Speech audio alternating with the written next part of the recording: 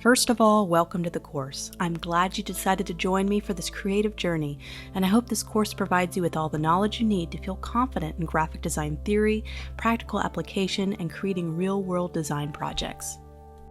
The intro was a great overview of all the different sections in this class, but I wanted to break everything down and guide you through the sections so you know the best way to go through this course. On Skillshare, to download the project files and resources for this class, head on over to the Project tab. And on the bottom right of that page, you will see a zip file that will contain all the files organized by folder and by class section. Make sure to check out the course resource guide folder, which will contain the resource guide for graphic designers, which provides a full list of resources for this class, like my favorite place to find photos, fonts, and vector files. There's also a second Word document called the Project Files document, and this contains all of the links to the photos and vector files I use in my project examples in the class. This list is great for those who like to follow along by doing instead of just by watching.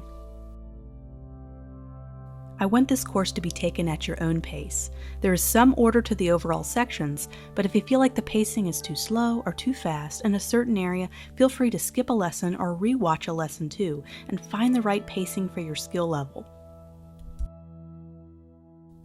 Not all lessons are dependent on prior lessons, but it is suggested that you move in order overall, especially for the project sections.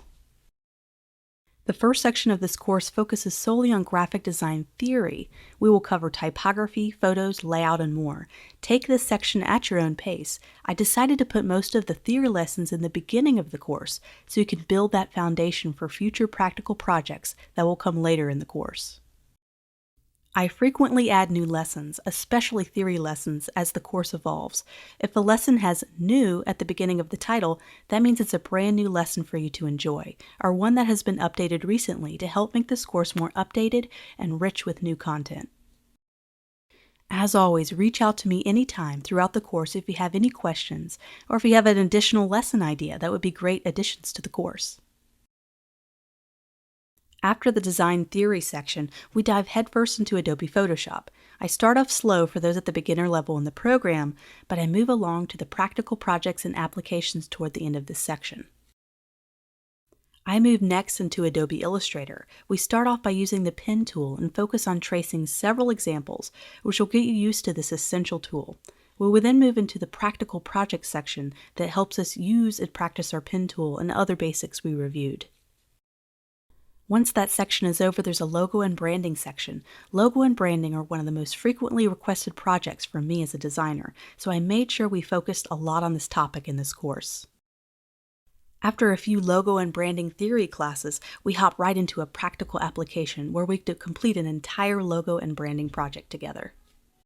The last section is InDesign, where we do a practical real-world project while we learn the essential tools and functions of InDesign at the same time. We'll apply our typography and layout knowledge that we learned in the first graphic design theory section. Toward the end, you'll be challenged to create a few student projects. I would love to see these projects and give feedback when I can. Also, there's a student Facebook group exclusive only for students of my courses, where you can post projects and get feedback and personally message me. There's a video explaining how to join in Section 3 of this course, and I look forward to seeing you there. So now that we've reviewed the course outline, are you ready to start learning? Let's learn together.